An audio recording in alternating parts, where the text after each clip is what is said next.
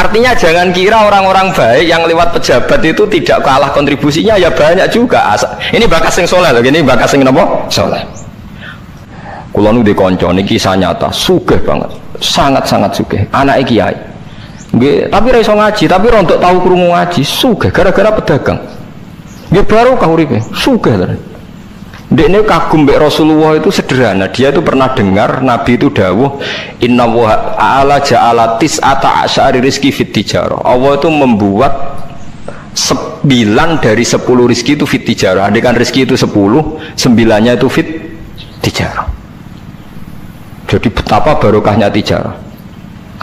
Dekne alasannya sederhana. Dekne pancen pedotan anak kiai ya, anak kiai tadi ya rada krungu-krungu sithik cek eling lah memori-memori di Mbah Halim cek eling. Tapi saiki wis kedonyan. Ya masuk akal. Pak Bah, menurut saya ibadah paling baik itu berdagang. Kiai sekali medhit itu ben neraka, Pak. Perkarane ra tau ngamal. Nak pedagang ora tetep swarga. Kok iso jadi? Kiai kan sering saling tempel wong. Sekali medhit neraka, dhuwit ra golek kok medhit. Dene anak kiai dadi wani ngritik kiai. Lah pedagang medhit lah itu tetap lomo Pak. Misalnya aku pedagang medhit, tetap bayari supir, bayari satpam, bayari tukang pel, karyawan. Karena gak tak bayari ra gelem kerja, nek ra kerja aku malarat. Jadi pedagang medhit lah kan tetap bayar UMR kan. Jadi pedagang ora iso medhit Bapak, gelem ra gelem bayar. Mulane barokah untuk rezeki songo iku jare. Yo medhit itu praktek nontonan dene, tapi dene ndek keyakinan medhit itu tetap barokah. Dan saya setuju Bang dengan pendapat dia. Lan kanca-kanca sing meragi iki nek kepengin medhit barokah iku dagang. Wis aku bayang medhit lah, asal tetap bayar gaji lho, nggih kok nang medhite kebablas. Lho nggih to pedagang ku sak medhit-medhite asal bayar gaji kan barokah to nggih. Artinya simbiosis rezekinya akan kemana-mana kan. Saling ke bis. Ayo bayari supir nggih, kernet, tukang cuci, engko mobilnya waya ngetap oli, waya nyervis bengkel, itu berapa sistem rezeki? Pemenang nak pabrik karyawannya 2000. Wih gue ono sing mondok, ono sing wong soleh, jadi karyawan macam-macam. Ya ono bener ya. Jadi dia ngidolakno Nabi, mergo Nabi ku pedagang. Ora ono Pak, ini sejarah Nabi ku kiai, sing ono tahu wis Nabi kok dadi kiai cangkem wae. Wah terus to dindi. Dene alasane ora ono sejarah Nabi ku kiai, anane Nabi ku tajir pedagang. Cangkem wis dadi Nabi kok dadi kiai barang. Oh ora omong aja keluar lho, kowe pedagang ngono ae rasa. Terus dadi Nabi juga napa? Dadi ya. Artinya ya mau kullu hisbim bimaladehim tarikh. Bahkan kiai-kiai yang sekarang koalisi sama pejabat itu yang soleh ini kalau bakal sing soleh, anak soleh kalau buatan tertarik, orang soleh kok itu alasannya juga ibadah. Karena kalau pejabat itu didekati, setidaknya akidah dia itu masih ahli sunnah. Pejabat itu rata-rata tidak pernah ngaji. Dia taunya Islam NU atau Muhammadiyah ahli sunnah. Itu ya taunya dari kiai-kiai NU atau Muhammadiyah. Jadi kalau adat yang dekati itu NU, ya adatnya NU, Muhammadiyah. Kalau adat yang dekati Syiah ya Syiah. Kalau apa ya. Nah kalau semua kiai-kiai NU, Muhammadiyah atau kiai-kiai ahli sunnah yang lain, ya karena itu tidak mau dekati, lalas yang dekati itu aliran sesat misalnya. Nanti cara berpikir dia juga aliran apa? Sesat. Berarti yang dekati ini ibadah atau musibah. Mboten jawab mau. Ibadah. Dia tuh yakin betul. Bahkan saya pernah ketemu kiai yang begitu dekat pejabat, dia yakin. Jadi aku tetap wali, banyak juga yang memang dia wali betul, orang-orang hebat betul, cuma manfaatan. Dia menyontohkan zaman Mbah Hasyim Asy'ari ya dekat sama Bung Tomo, ya banyak dekat. Dulu Jenderal Sudirman dekat Ahmad Dahlan, dulu Pak Karno dekat Kiai Maskur, dulu Ahana Sution siapa itu ya dekat sama Kiai Mahrus. Ya banyaklah sejarah itu kan orang-orang top yang tetap diyakini wali padahal dekat nopo pejabat. Dan itu terbukti sampai Indonesia menentang paham komunisme, mereka pendiri bangsa ini dekat nopo kiai. Mereka nggak tahu kan buruknya komunisme secara teori negara modern, taunya karena pahamnya nopo kiai betapa ateis musibah banyak. Bahkan Thailand itu kecelakaan mereka dulu Islam di Thailand sama Indonesia, Islamnya masuk bareng, tapi ulama Thailand banyak yang zuhud sehingga tidak dekati pejabat. Tahu-tahu minoritas tidak punya power di negara, sementara kiai Indonesia pinter dekati pejabat. Kalau bakas sing soleh lho, sama rasa terus ono kiai iki mu proposal mboten ini bakas sing soleh, ini bakas sing napa? Soleh. Saya pernah baca biografinya Mbah Soleh Darat. Itu diantara yang diyakini keluarga besar Mbah Bae R.A. Kartini itu ngajinya sama Mbah Soleh Darat. Makanya Jepara tuh seneng santri karena dulu Mbah Banyak Kartini itu ngaji sama Mbah Soleh nopo Darat. Jadi dulu itu adat kiai itu biasa pejabat ngaji itu. Lah kalau melihat begitu kan kiai yang dekati pejabat itu yakin tenan aku tak korup. Lho gunane apa Gus Soleh ning dhuwur gunung mulang santri tok iku nguyai segoro wis ahli sunnah de ahli sunnah no. Kiai yo aku iku ngiyaine wong rong ahli sunnah. Iku yakin tenan nek iku tak korup dan saya kenal orangnya. Ya, artinya nggak apa-apa kalau dia begitu nggak apa-apa. Ya bolak-balik kullu hisbim bima ladehim fa'il.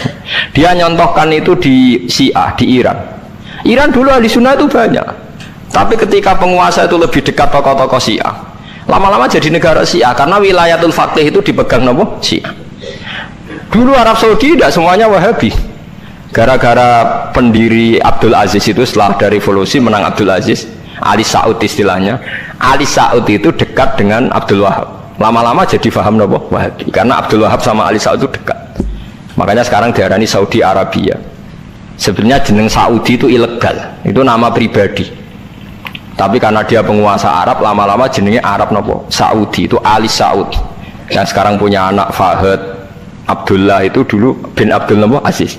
Sekarang turunannya habis tinggal yang sekarang ini, kalau nggak salah ya, yang sekarang jadi raja itu mungkin adik terakhir. Setelah itu generasi ketiga berarti ketiga.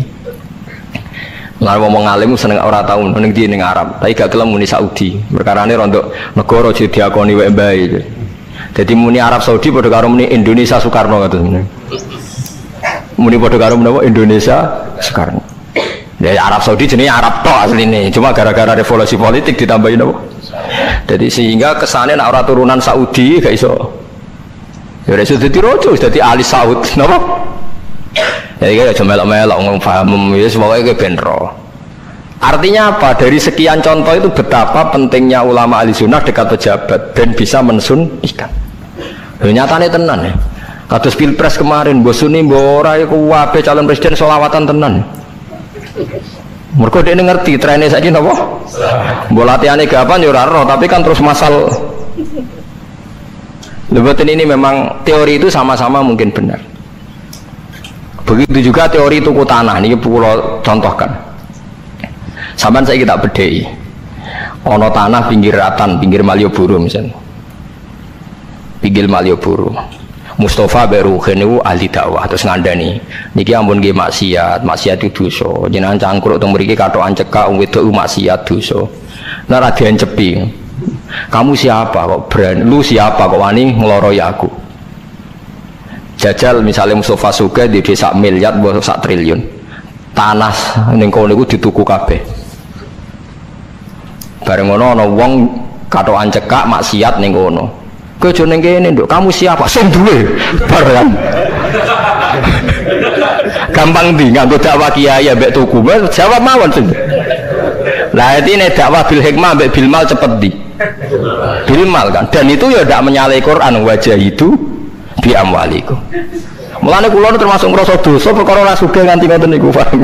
Tapi nek aku sugih nganti ngono ora sida kalih ngoten iki. Mulane kula niku ya apik separo ngoten mawon. Lah sing sugih ora ngapik mergo ora kelar tuku. Mulane niki sing santri kula sing sugih-sugih nak kuat iku tuku tanah sing potensi dienggo maksiat. Nahi mungkar paling cepet ngono iku. Mergo anggere takoki lu siapa? Sing duwe iku leren wis.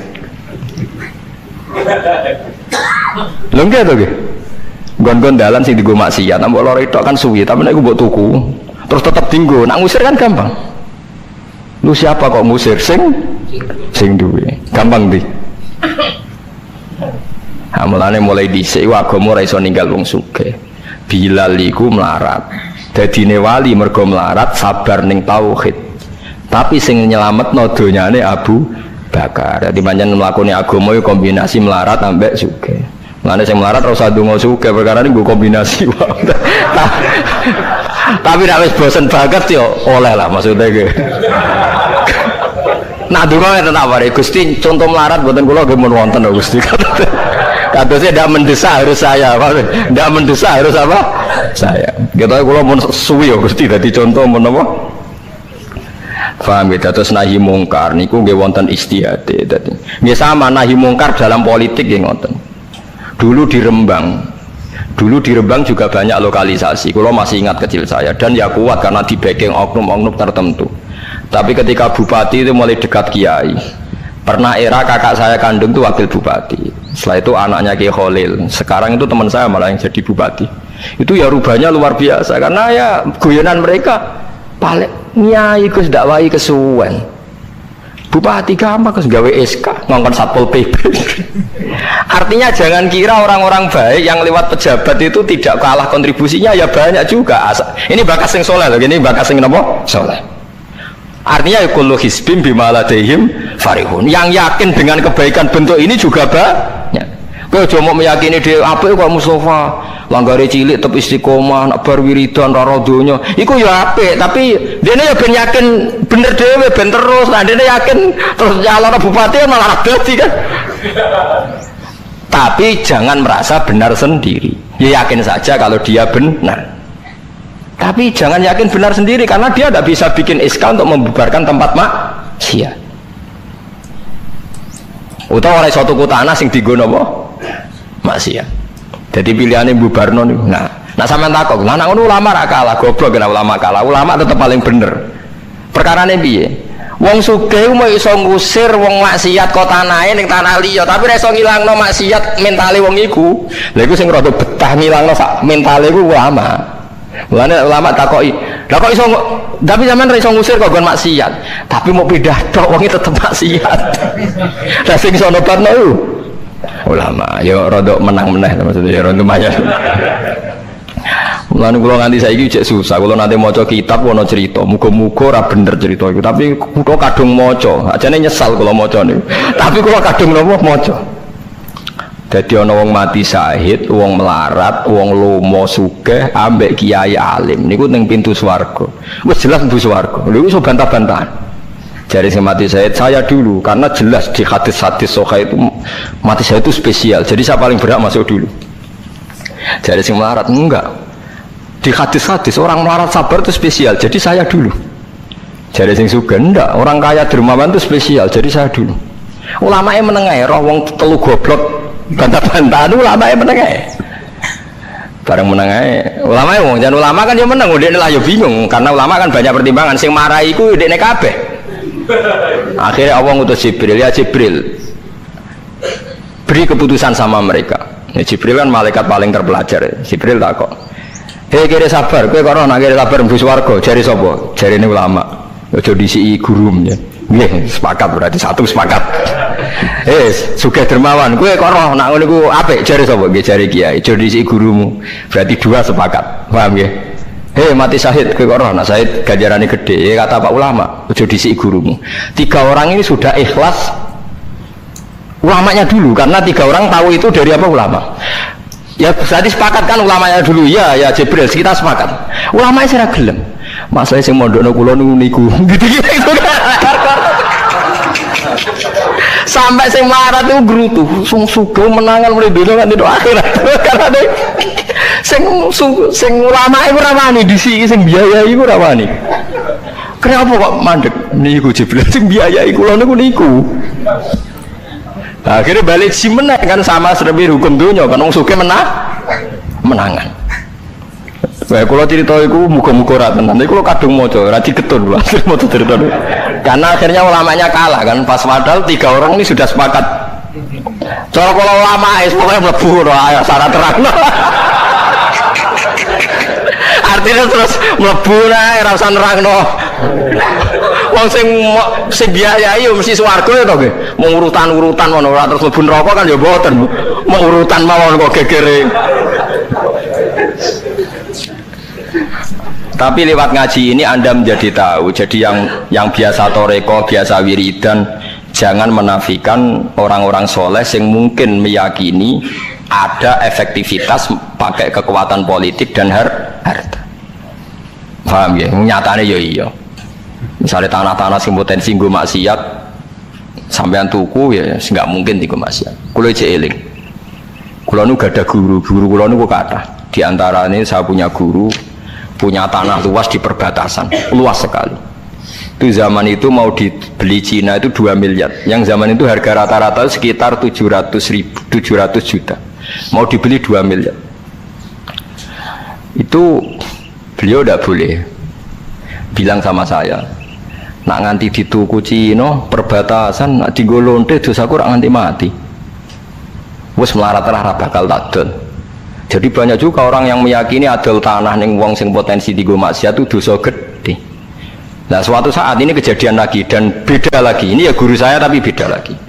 Ada orang punya tanah yang potensinya itu hanya 100 juta karena yang beli Cina dijual 200 juta. Satu keluarga haji semua. Dipakai haji. Itu semua keluarga kiai ini tidak ada yang datang. Kowe iku atuk ora kaji, timbang kaji tanah mbok dol Cina sing potensi digo maksiat. Tangisan deh. Dibatal ora iso. Artinya banyak juga orang yang punya strategi sampai begitu, nganggep begitu itu jihad, menguasai tanah itu apa? Jihad. Karena dengan kita kuasai untuk sujud ya kita, yang taat ya kita, mengendalikan untuk apa juga kita. Oke, dengan kita punya kan mengendalikannya ya kita, untuk apa ya kita. Dengan tidak punya ya tidak kita kan. Nah, nek cerita kan terus wong melarat terus kula rugen kan musibah tenan. Wong kula yo ora tau duwe akeh. Tapi masalahnya kula rapati nyesal. Misalnya kula niku kan terus lewat jalur ulama. Sing nyesal kan rugen. Jalur apa terus? Wiridan kan, wiridan ra kuat suwe kondo kula. Kula dijajahi toriko ora tau tak lakoni Gus. Kula nak wiridan mboten apa betah. Terus jalur apa? Kira sabar mau kan. Lah iku kudu ikhlas kalah meneh ning swarga, paham ya? Mergo kok kiyaine ya dhisikna sapa? Wong sugih. Tapi cerita iku ya aku ya ora percaya tapi masuk akal. Kula niku ya wah. Sampeyan percaya gak? Ibu ora roh mawon niku terus kula dhewe ora roh. Jadi niki ngaji penting nggih ben mboten falatusyaku anfusakum. Wong ora usah sok suci. Kebenaran toriko itu ya benar, orang fikih ya benar, orang wiridan yang benar. Tapi sebetulnya mungkin pejabat yang kita kira dekat dengan syubhat itu juga banyak amalnya kan, karena mereka bisa bikin SK berapa ratus tahun doli gara-gara SK-nya wali kota iso dibubar. Sama tak ceritani, anaknya Yusuf Qaradawi yang terkenal ngarang fiqh zakat itu akrab sama Sutioso. Saya dulu itu ikut proses menerjemah fiqh zakat. Memang saya ada orang politik juga nggak orang kaya, tapi saya ikut proses. Hanya saya di antara tim yang ikut menerjemah. Itu gara-gara dekat kiai itu Sutioso memutuskan Kramat Tungkak. Itu dulu kan tempat prostitusi terbesar juga. Sekarang dirubah jadi Islamic apa? Center. Itu baru kayak kiai tak pejabat. Pejabat karena pejabat yang punya SK. Tapi fungsi ini kiai bu hilang no pejabat roh pentingnya ngono itu dikandani kiai. Lah sirang mlebu kan rugen tok kan berarti jalurnya karena mulane kene kudu tuduh be aku. Ini kan masalah engko ning akhirat ya tetep kalah ya harus saiki persiapan paham ya. Ya persiapan bu swarga wae tapi ora usah nomor apa? Ora nomor Arab. Jadi kurang contohnya Kramat Tungkak itu yang bisa memusnahkan itu ya dulu ketika Sutioso gubernur dan dia dekat sama anaknya Yusuf Qaradawi terus punya fiqh zakat. Lama-lama fiqh zakat jadi tren.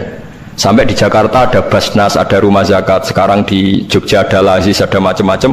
Barokah trennya fiqh. Dulu zakat itu enggak jadi kebutuhan, tapi setelah jadi tren saya ingin orang zakat itu izin.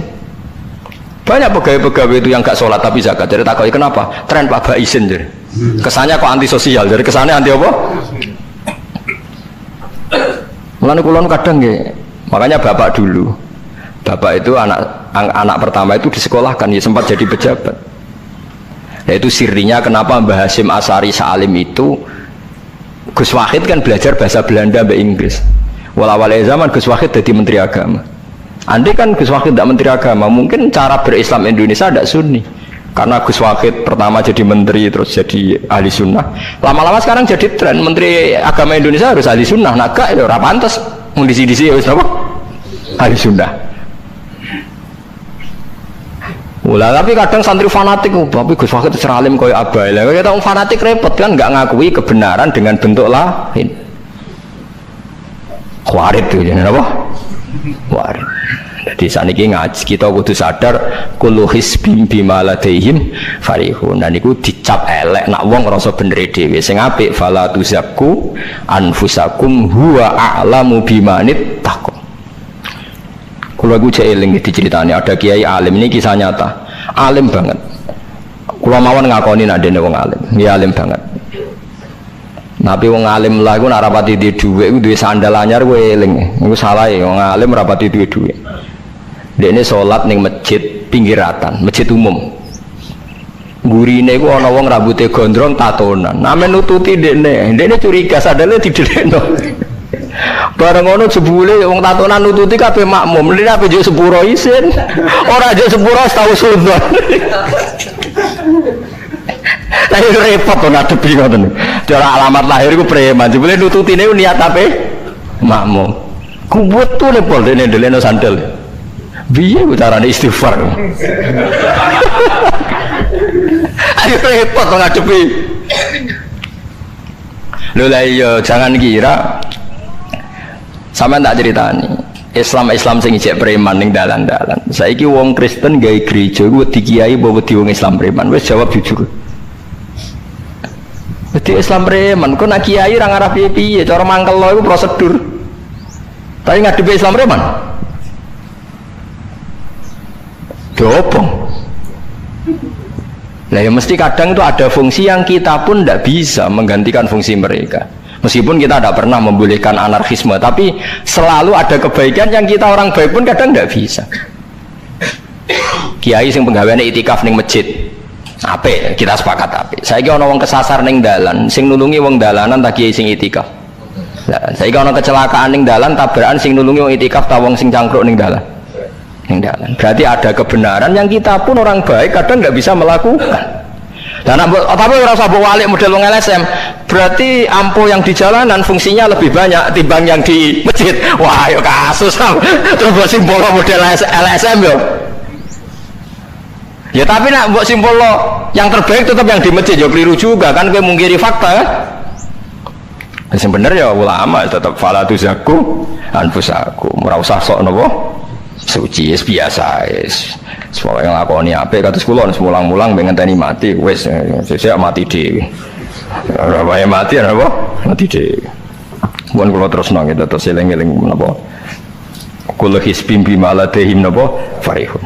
Bal qulubuhum bale utawi atine kufar ayil kufaru tegese atine wong kafir fi khamratin ing dalam kebodohan jalatin tegese kebodohan. Min hadza sange ikilah Quran. Wong kafir ku blas gak gelem memahami Quran. Walahum lan tetep kedue kafir amal rute ana kelakuan min duni dalika kang ora kelakuan sing kaya dilakoni wong mukmin. Dadi wong kafir wis ora paham Quran duwe kelakuan sing elek sing ora padha mek sing dilakoni wong mukmin. Ilmat kuri kang disebut mukminin kedhe pira-pira mukmin. Hum kang te kufar lah maring amal wa amiluna iku nglakoni kabeh. Fa yu'adzabuna mongko den siksa sapa kufar alaiha ing atase amal wa